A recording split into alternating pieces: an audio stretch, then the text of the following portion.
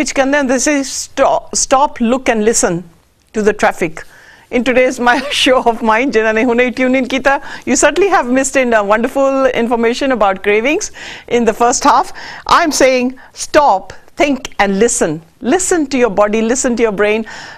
Think, do you really need that food or can you substitute that with something else? Obviously, nutritional deficiency jedi hagi is the optimal capacity je body di puri na hove, folks, into nourishing your body with the variety of macronutrients and micronutrients, and that the body does not get enough of this nutrition. It will send messages, obviously, for you to lead on to having non-nutritional forming energy, for which you will feel it will be sugar and caffeinated stuff, and you'll feel exhausted after that, and then comes in the guilt factor to say, I wish I had not done it. Obviously, controlling your state of mind for your temptations is very important.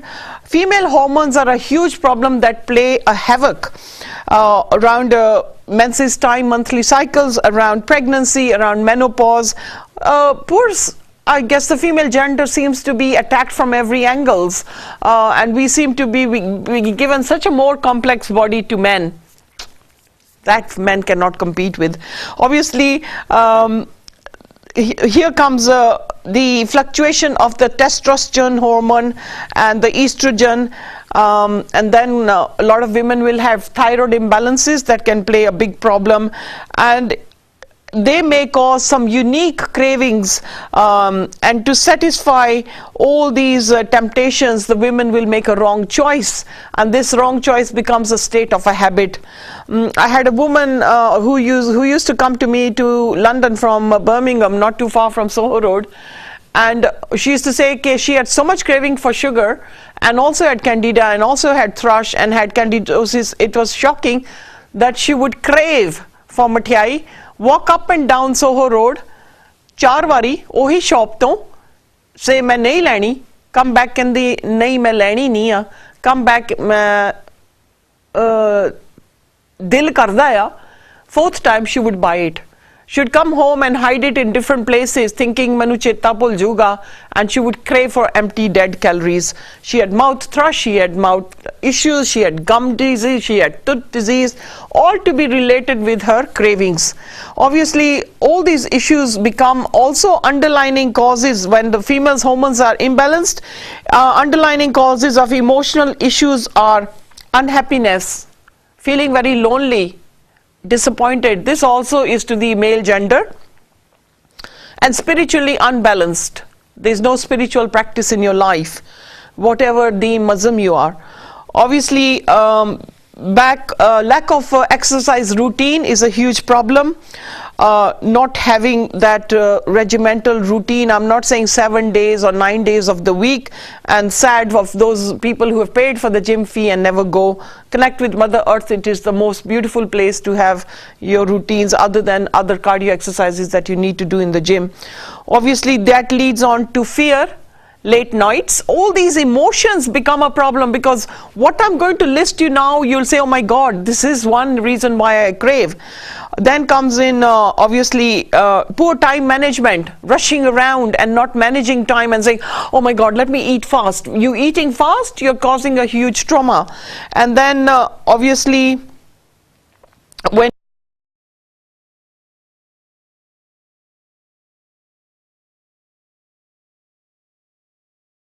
and sadness, and then feeling very weary, and lack of and then sleep is a deprivation, dreading to look forward to the day. Your whole health is an issue where you're thinking about it.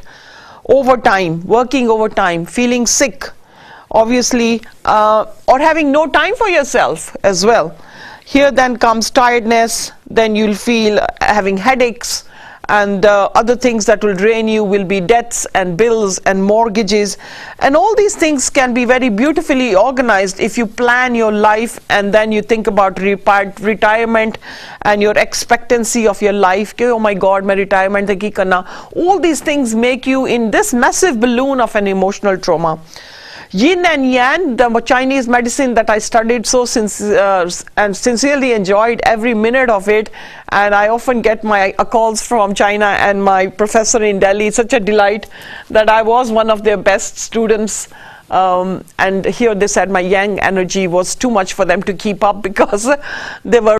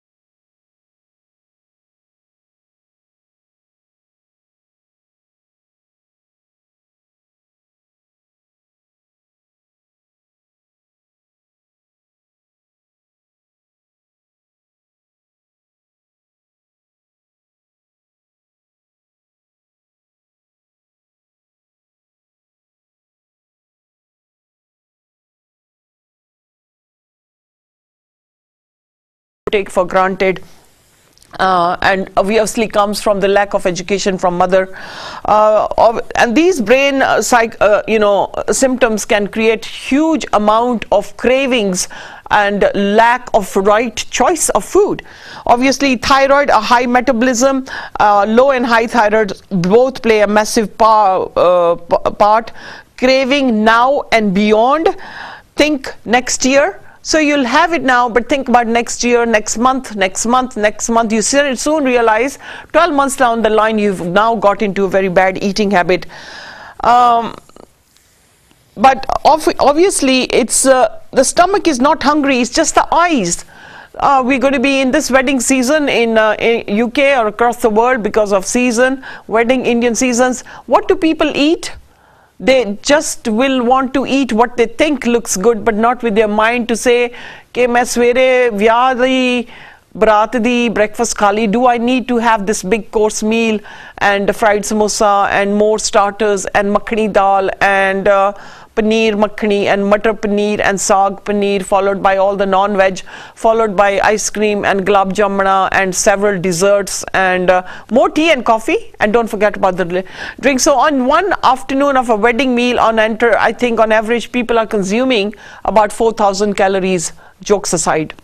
Pause to think how long it's going to take those 4,000 calories to burn. And those are actually empty calories. Non-functional nutritional calories are what are called dead calories, which do not help you. Obesity in America and diets claiming so much problems is now a global epidemic issue. In the map of England, obviously north and south of England, huge problems. Too much processed food is become a huge issue with our community and our children.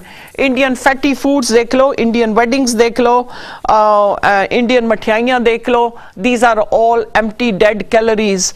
One of my BBs whose family I'm treating in Fife, she undercooks her sabjis and she's 82. She's doing something right.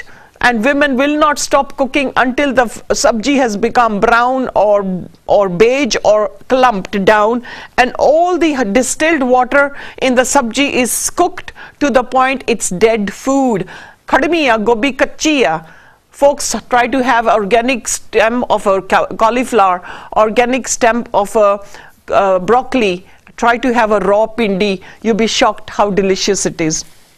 The colon, one of the biggest organs of the body to detoxify, it will not function properly and will start keeping the stodgy dead food and become a bunging area of sewage, human sewage. A human sewage leads to putrefaction, it leads to fermentation, it leads on to build-up of gas and wind or farty gas or smelly gas or burps or heartburn. All this is rich food lifestyle, eating fast, eating with stress, gulping water with food. All these issues are a catalogue of events that there is 65% of UK people are on anti-digestive product, anti-heartburning products, and digestion products is about 60-70%. You go to USA, you'll see a 40-foot long aisle in a chemist loaded with digestion and indigestion drugs. Serious problems. Obviously, unhealthy foods is our enemy. It is not healthy. Thada dushman hega. The intense of uncontrollable desires of specific foods are stronger than your normal pattern of thought. Obviously, that is the junk food.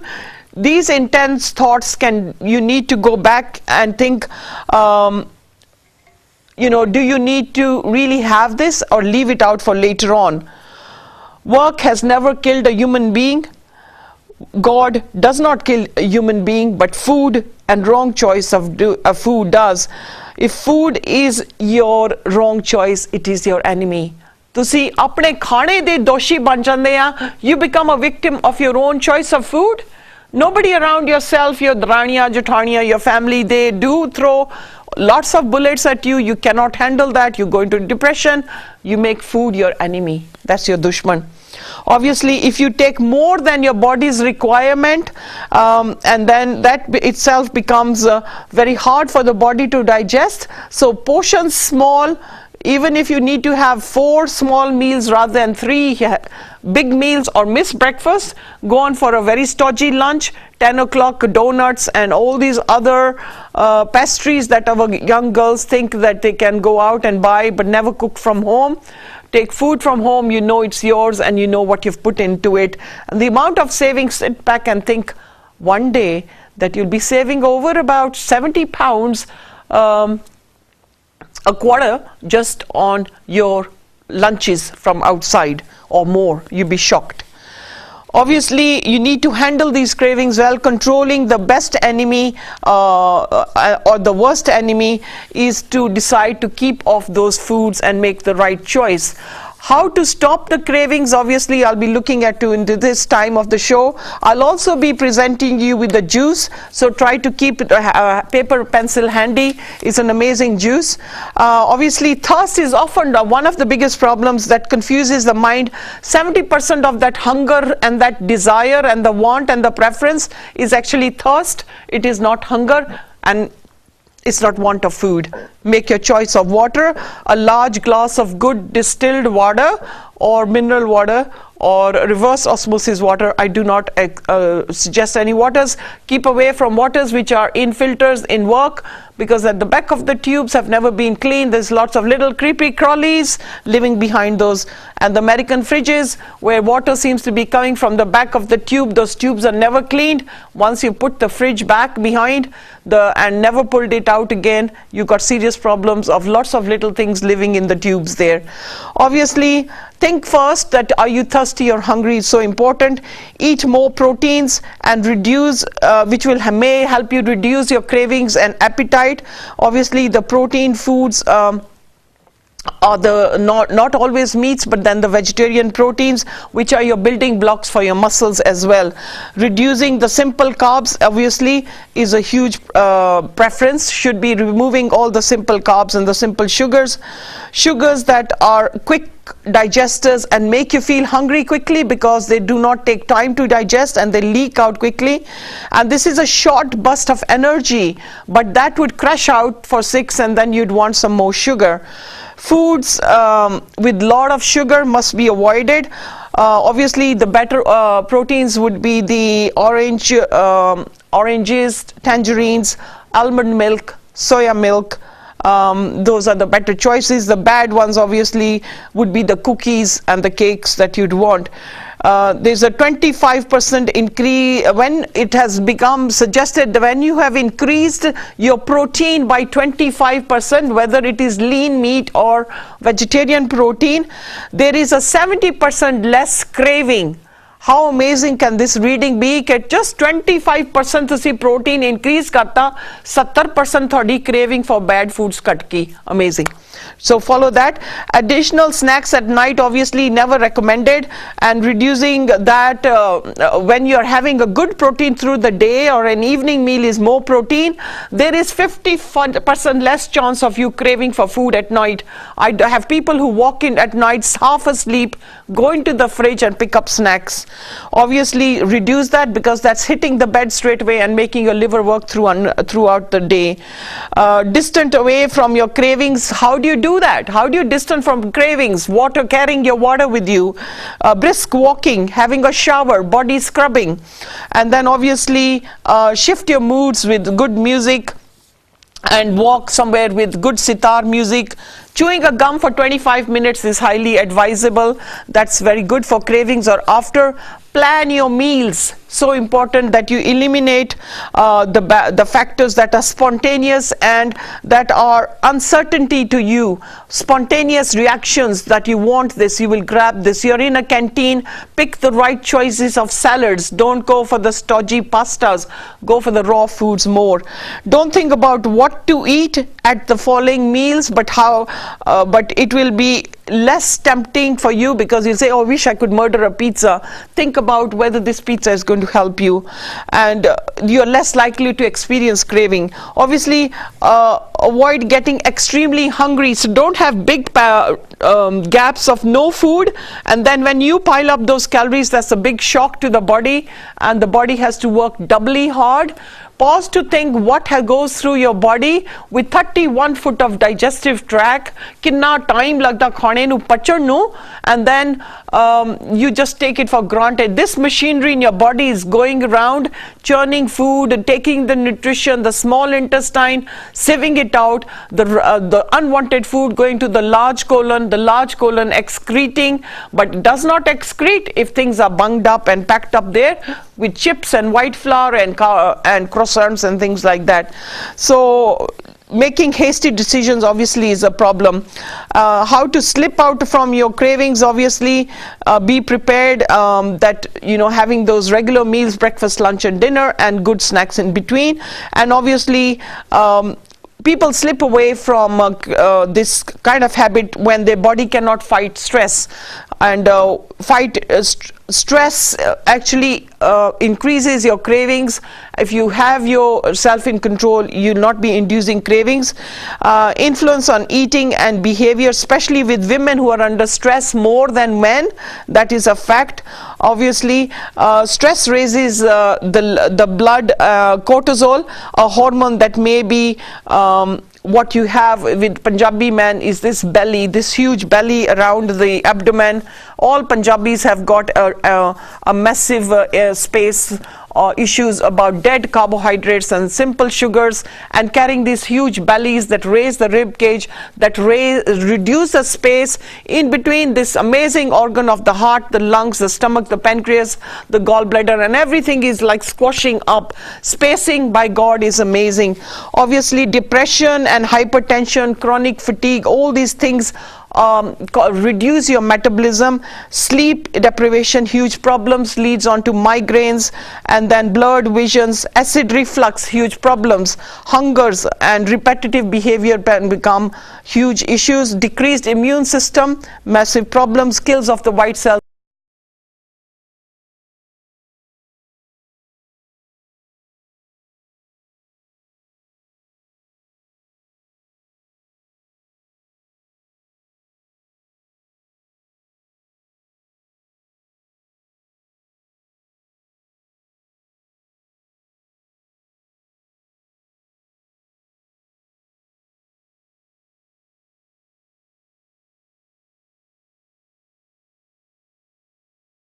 Some physical exercise, so important.